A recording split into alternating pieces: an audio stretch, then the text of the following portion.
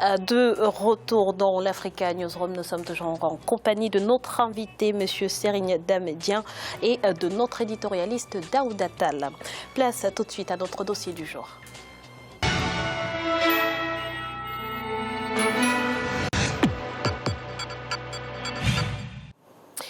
Composante essentielle de la vie parlementaire. Les groupes parlementaires animent les débats politiques dans l'hémicycle.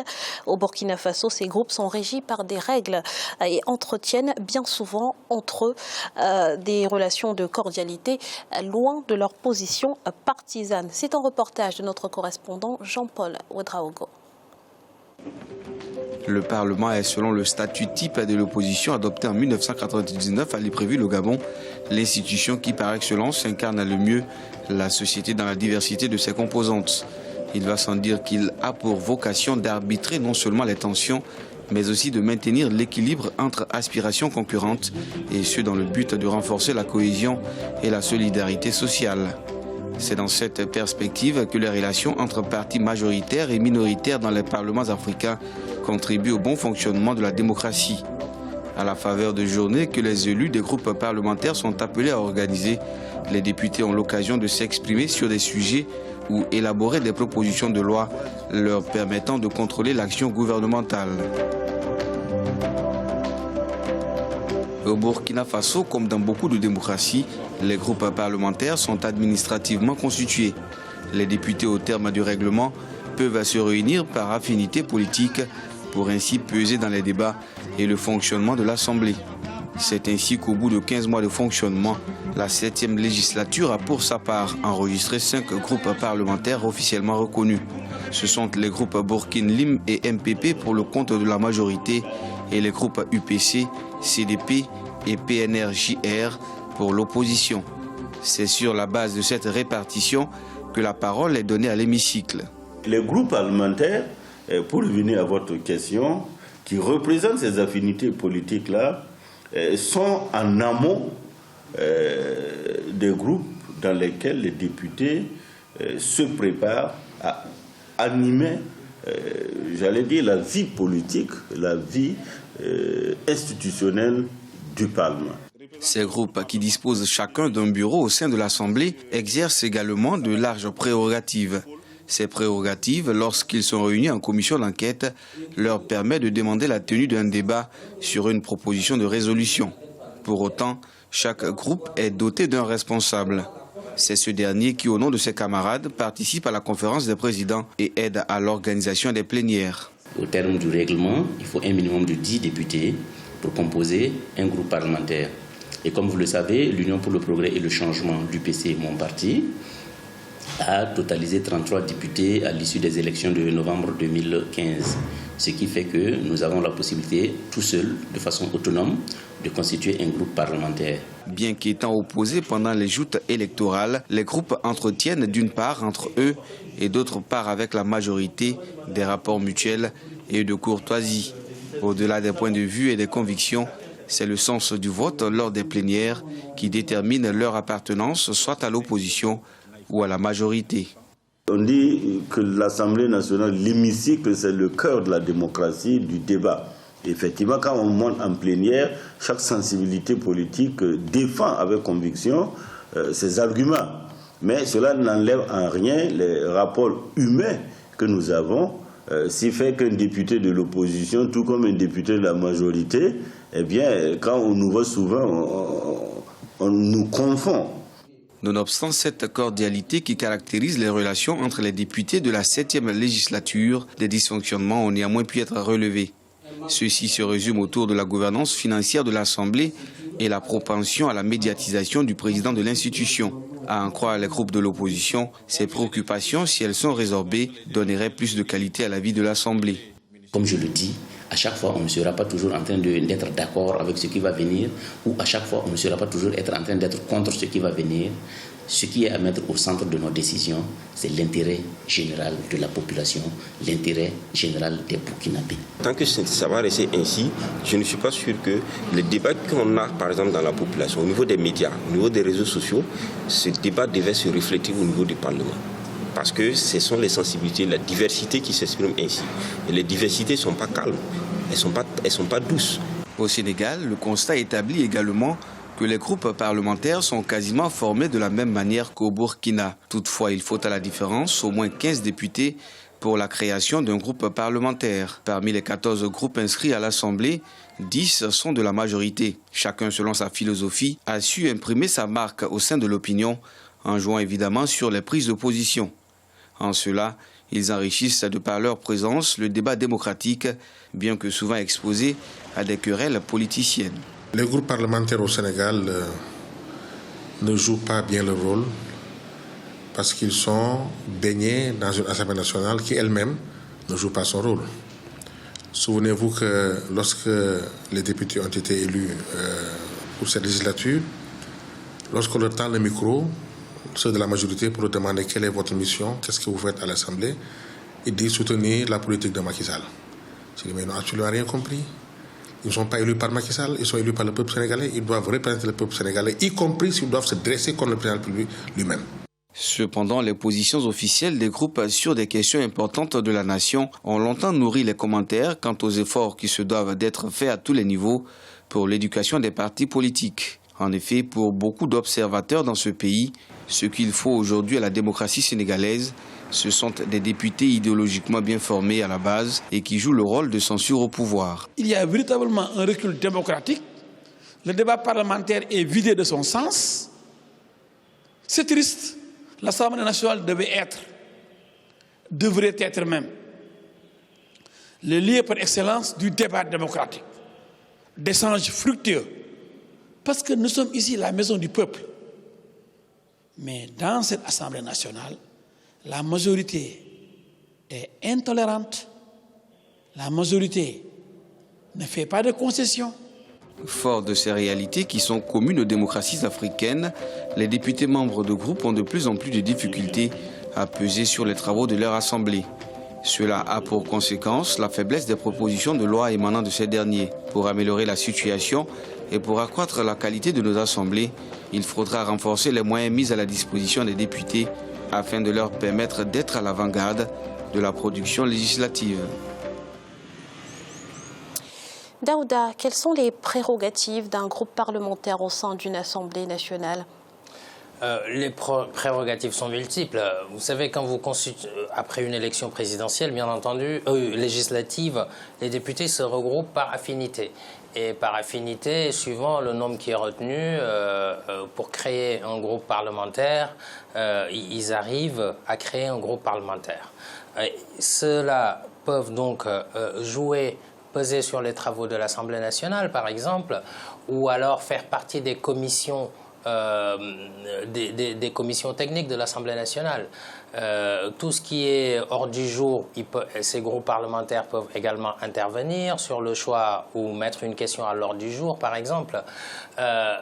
Ils ont également plus de pouvoir dans l'Assemblée nationale, étant donné que les temps de parole même, dans certains cas, sont répartis en fonction des groupes parlementaires.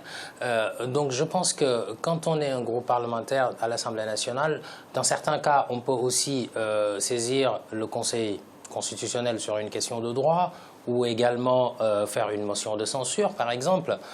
Suivant qu'on soit au Burkina Faso ou au Sénégal, par exemple, voilà, il faut regarder ce que la loi prévoit.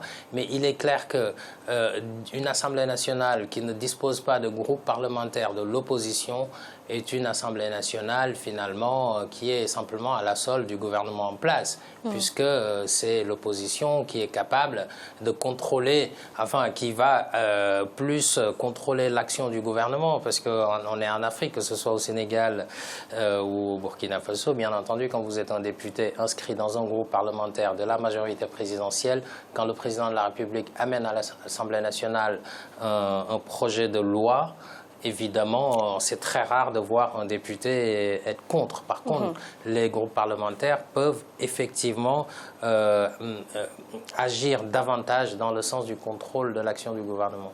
Alors, on a vu le cas du Burkina Faso et du Sénégal. Monsieur Dia, est-ce que vous avez l'impression que ces groupes parlementaires jouent pleinement leur rôle au Sénégal ?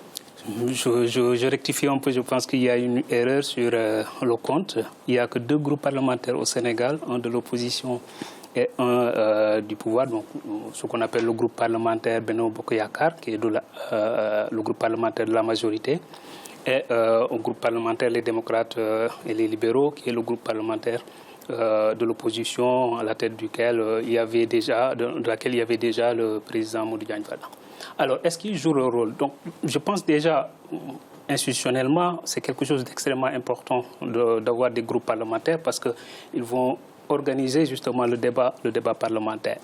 Ce qui est plus important, à mon sens, c'est que, compte tenu justement de la manière dont on sélectionne, en tout cas, les députés sur la liste, surtout les députés de la majorité, qui souvent c'est le président de la République qui donne des ordres, prenez tel, je pense qu'il devrait y avoir beaucoup plus de groupes parlementaires de l'opposition pour pouvoir peser davantage sur leur travail, sur l'action du gouvernement, contrôler justement l'action du gouvernement et poser justement et empêcher certains écarts ou bien certaines en tout cas pratiques arbitraires que font justement les députés de la majorité. Je pense que le député au Sénégal, que je connais le mieux, aujourd'hui est discrédité parce que si vous voyez le reportage, il y a le député El Hadj Diouf qui disait que cette législature a raté justement sa mission. Le député est discrédité parce que ce qu'on voit toujours, c'est des bagarres, des insultes et des applaudissements. Donc ils ne font pas réellement leur travail. Et je pense que donc on doit une réforme profonde de la députation au Sénégal. On a entendu dire dans le reportage que le débat est vidé de son sens. Vous partagez ce point de vue? Je partage entièrement ce point de vue. J'ai produit il y a de cela 2 mois un article qui attaquait justement la députation, en tout cas dans son organisation actuelle. Je pense qu'un député, par rapport à ce que je vois au Sénégal, ne mérite pas d'avoir le salaire qu'ils ont, ne mérite pas d'avoir des voitures. Nous sommes un pays pauvre, on n'a pas besoin de donner à chaque député une voiture. Un pays pauvre économise ses ressources. Et donc, deuxièmement, c'est des gens qui ne travaillent pas. La majorité des gens ne viennent rarement que quand il y a la télé pour pouvoir justement faire leur show et se voir à la télé, dire ouais, voyez-moi, je fais le travail alors qu'ils ne font rien. Les commissions sont vides. Alors que ce sont les travaux dans les commissions qui sont les plus importants parce que ce sont les résultats des travaux des commissions qui sont amenés en plénière pour discussion. Donc si les commissions sont vides et que les plénières sont pleines de députés qui passent leur temps à s'invectiver, ça ne sert absolument à rien. Il faut une réforme profonde donc, de la députation au Sénégal et peut-être au Burkina, je ne sais pas, est-ce que c'est justement, pareil, Daouda, est-ce que le constat est le même au Burkina Faso? Bon, est-ce que le constat est le même? J'imagine qu'il ne doit pas être bien loin de ça. Bon, là, par rapport à ce qu'on a vu quand même, le Burkina Faso, n'empêche, est une démocratie. C'est un peuple qui ne dit pas oui à tout, évidemment. Maintenant, je pense que face à la difficulté de s'organiser, parce que, de mémoire, quand vous avez 5 groupes parlementaires, il y a de quoi quand même, déjà il y en a plus qu'au Sénégal en termes de groupes parlementaires. Donc je pense que le débat peut être beaucoup plus nourri au Burkina Faso qu'au Sénégal. Maintenant il faut voir aussi, l'important c'est pas seulement d'avoir des groupes parlementaires. L'important c'est de voir qui c'est qui siège à l'Assemblée nationale. Effectivement, comme il a rappelé tout à l'heure, nous sommes dans des pays sous-développés. Quelque part, vous ne pouvez même pas dire à un député vous ne parlez pas la langue nationale, qui est le français, la langue officielle, qui est le français. Vous n'avez pas fait des études, vous ne pouvez pas aller à l'Assemblée nationale. Vous allez voir des députés illettrés qui n'ont jamais été à l'école, qui sont à l'Assemblée nationale. Mais donc, ces derniers vont avoir la difficulté de pouvoir même lire des textes de loi, de pouvoir faire leur travail, puisque tout est écrit en français. Il y a des efforts qui sont faits, par exemple au Sénégal, il y a la transcription en langue nationale, sauf que c'est à l'oral. À l'écrit, nous n'en sommes pas encore là. C'est-à-dire que le texte, il arrive à l'Assemblée nationale, il est totalement écrit en français. Quand vous avez un député qui ne parle pas français, comment voulez-vous qu'il donne son avis par rapport à ce texte avant de le voter? Donc la seule chose qu'il va faire, soit il est de l'opposition ou de la majorité présidentielle, en fonction de ça, il lève la main ou pas, tout simplement. Je pense qu'il y a ça à voir. En même temps, on ne peut pas reprocher à ces députés qui n'ont pas été à l'école, qui ne parlent pas le français, la langue officielle, de ne pas siéger à l'Assemblée nationale, étant donné que la fonction d'un député, c'est de représenter les populations. Si c'est les populations qui ont choisi cette personne a toute légitimité d'aller à l'Assemblée nationale. Ce que nos assemblées doivent faire aussi bien au Burkina Faso qu'au Sénégal, c'est donner les outils aux députés pour qu'ils travaillent mieux en termes de traduction des textes de loi, en termes de... Par exemple, ils n'ont même pas d'assistant parlementaire. Que voulez-vous faire? Un député, c'est voir ce qui se passe dans le monde, c'est des commissions techniques, des commissions finances, commissions de défense, etc. etc. Je pense qu'on est loin de ça, aussi bien au Sénégal qu'au Burkina Faso, et il y a de quoi faire. Je partage entièrement l'analyse. Je pense que je vais plus loin. À l'état actuel où nous sommes, où les députés ne savent pas lire, écrire, on va dire la majorité, dont la sélection est faite sur la base purement politicienne, pas sur la base de la mission qu'on les confère, je pense qu'il faudra être pragmatique.